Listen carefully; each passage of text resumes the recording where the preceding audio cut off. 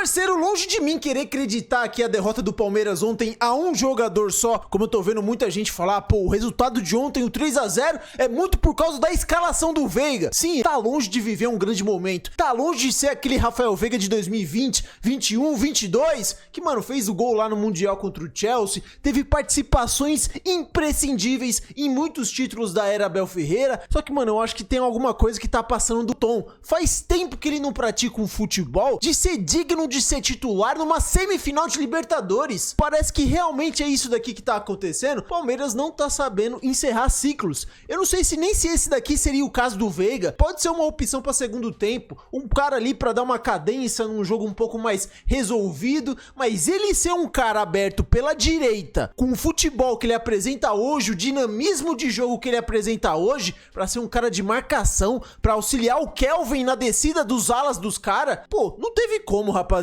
Aqui, se a gente for ver aqui os últimos jogos que o Veiga começou como titular, teve até uma parada aqui que me pegou de surpresa. Todos o Palmeiras tomou fumo aqui contra o Cruzeiro. No último jogo ali antes da Copa do Mundo de Clubes, 2-0, acho que a gente perde de 2-1. Contra o Al-Ahly foi 0-0, acho que ele sai no intervalo, depois que entra alguém ali no lugar dele, o jogo deslancha, o Palmeiras ganha de 2-0. Contra o Inter Miami, aquela partida pavorosa do Palmeiras, que o Palmeiras não viu a cor da bola contra o Inter Miami. Ali realmente a coisa estava completamente feia. Na virada aqui contra o São Paulo, 3-2 lá no Morumbi, mais um primeiro tempo vexatório, onde ele também foi titular. Não sei se isso tudo vai ser coincidência. O último aqui também contra a LDU, 3-0 no primeiro tempo. Só sei que, mano, ele não entrega mais algo que seja digno de ser titular. Ainda mais em um jogo em altitude, onde você sabe que, mano, vai dar 10 minutos, os caras vão correr, vão puxar o ar e não vai vir. Ainda mais sendo um cara que seria o responsável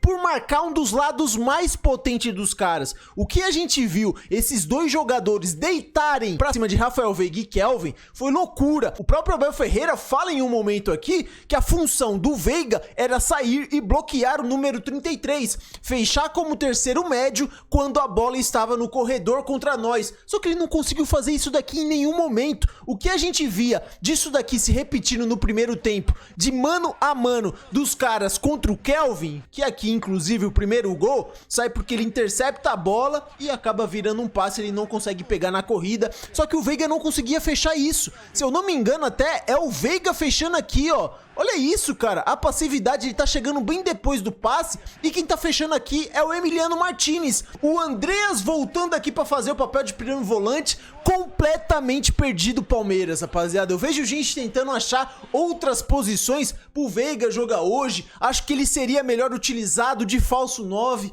Eu não sei se ele vai mais entregar algo que ele precisa entregar pra vestir a camisa do Palmeiras. Essa é a grande realidade. Mano, todo o mérito a tudo que ele construiu, é ídolo, teve participações em grandes momentos nessa era vitoriosa do Abel Ferreira, mas porra, rapaziada, tem coisa que tem começo e meio e fim. E aqui eu acho que não tá dando mais pra insistir. E lógico, não foi só ele. Quando a gente vê aqui o próprio Emiliano Martinez que entrou no lugar do Aníbal Moreno, o Abel Ferreira falou aqui, ó, que ele seria o cara responsável justamente de marcar o cara que fez o gol. E olha o trotezinho, a passividade em uma semifinal de Libertadores, paizão. Isso daqui é querer, mano, rasgar por dentro. Olha aqui o Emiliano Martinez e o cara que vai fazer o gol era responsável por esse cara. Olha isso, cara.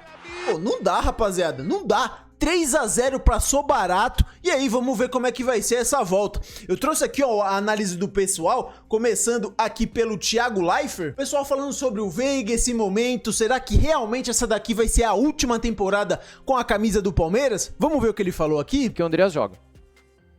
E aí vem a escolha pelo Veiga. Na frente a gente não vai nem discutir. Pô, cara, esta live aqui tá falando do Veiga desde janeiro.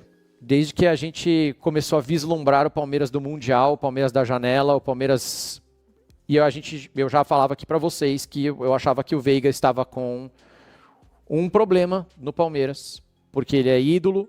Falava pra vocês que ou ele saía e ganhava um dinheirinho, ia jogar no Qatar, sei lá, ou ele fica pra ser ídolo, porque ele é um cara muito importante nesses últimos anos.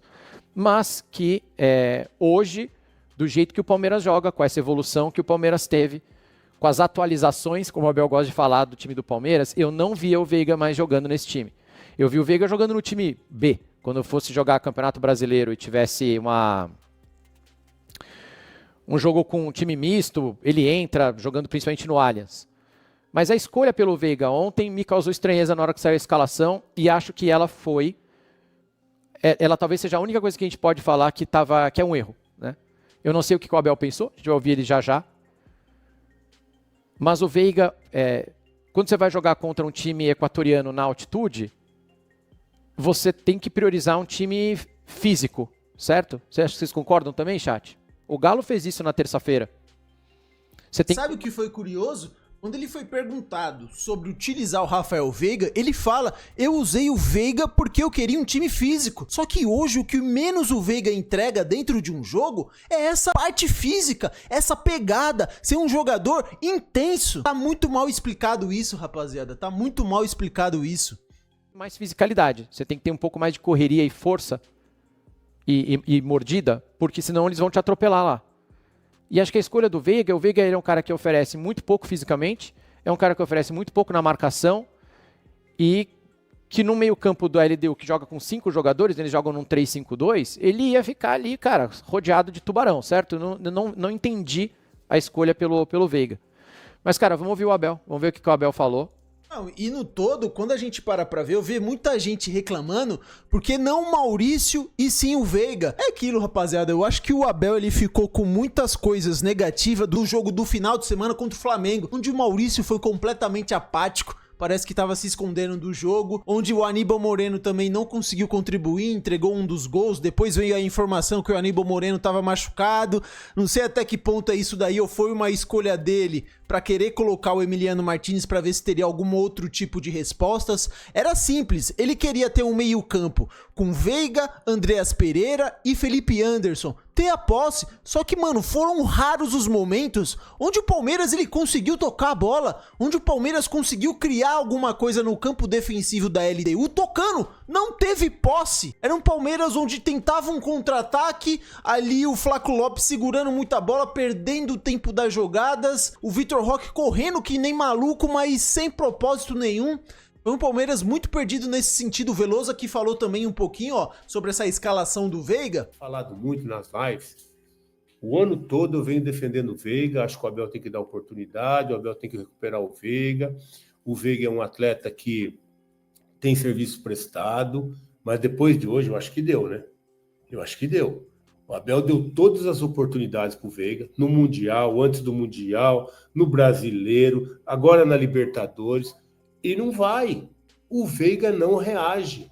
E aí não adianta o treinador dar 1, 2, 3, 10, 15, 20 oportunidades se o atleta não reage, não demonstra nada. Ele precisa de uma reação. O Veiga precisa dar uma resposta em campo. A cada jogo que o Abel coloca o Veiga, fica pior. Porque é mais desgaste com a torcida, é menos futebol que ele apresenta. Então, eu acho que o Abel tem que entender que o Veiga é um cara que tem serviço prestado, que o Palmeiras reconhece, o torcedor reconhece, é ídolo da torcida, mas que nessa temporada não dá mais, não merece mais ter oportunidade. Não merece mais ter oportunidade. Eu sinto de falar isso de um cara como esse, com todo o serviço prestado, mas todas as oportunidades já foram dadas por Veiga, não dá.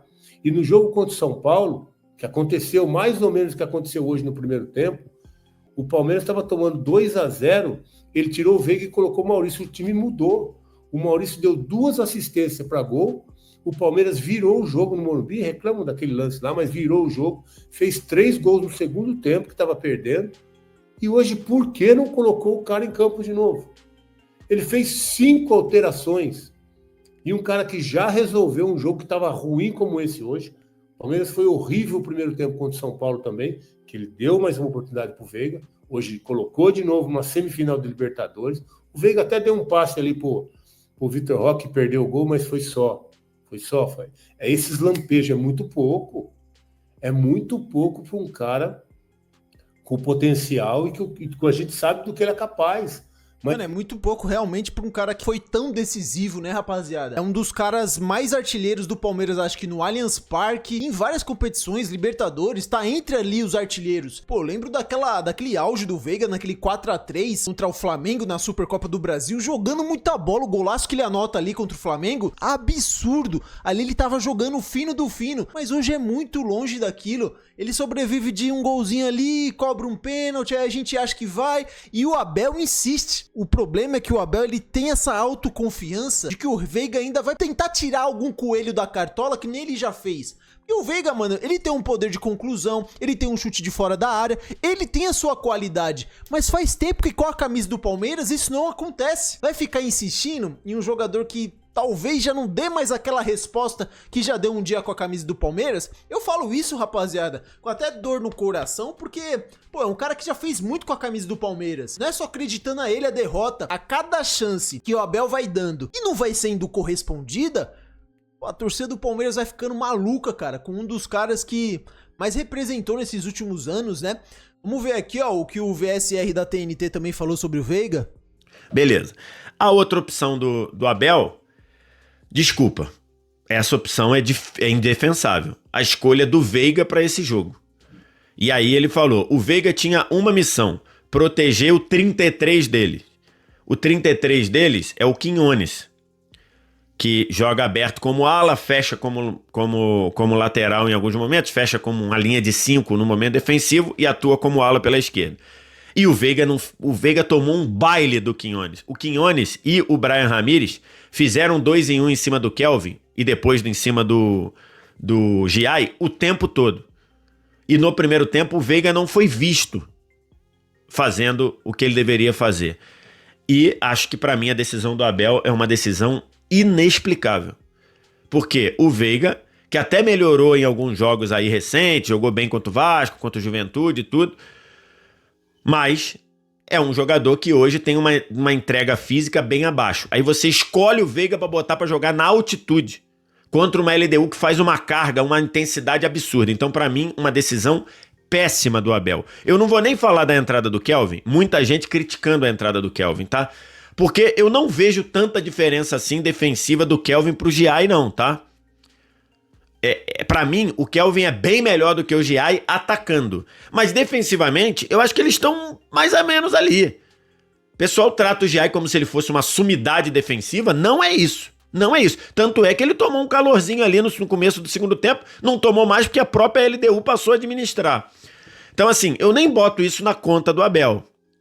Mas é bem verdade que o Kelvin fez uma partida horrorosa. O Kelvin talvez tenha sido o pior em campo. O pior no jogo, pra mim, é o Abel Ferreira. Em segundo é o Kelvin. Mas eu nem boto isso na conta, porque na minha concepção, não tem muita diferença do Abel pro Giai, do Kelvin pro Giai. Curiosamente, o Abel também foi lateral direito, né? Mas pra mim não tem muita diferença do Kelvin pro Giai defensivamente não, tá?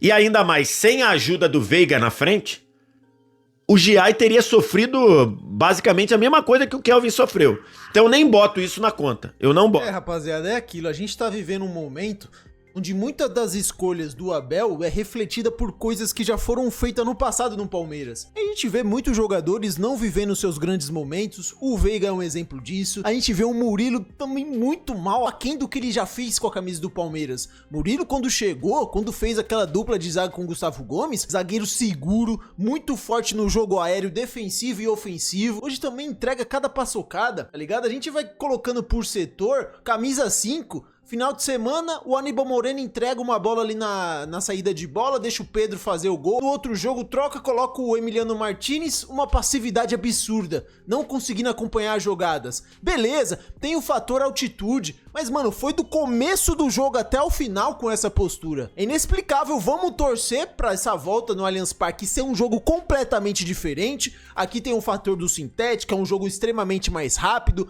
tem a pressão que o Palmeiras consegue fazer sempre jogando aqui no Allianz.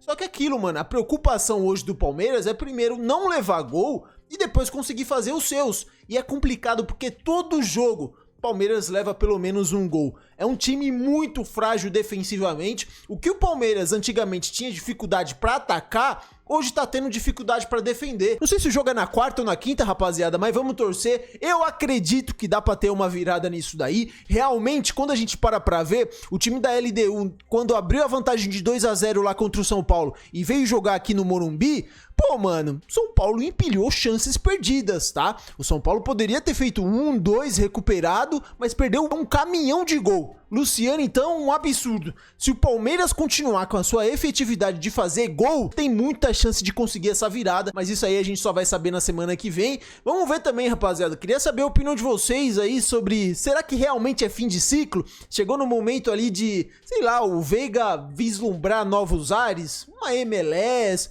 ou outros times aqui no Brasil, não sei qual que seria ali definitivamente a preferência dele. Deixa aqui nos comentários a opinião de vocês, assim que der vou estar respondendo, vou estar deixando aquele like. Espero que vocês tenham gostado do vídeo, se gostaram deixa o like, se inscreva no canal, que sempre vai me ajudar muito. Espero que vocês estejam bem e até o próximo vídeo.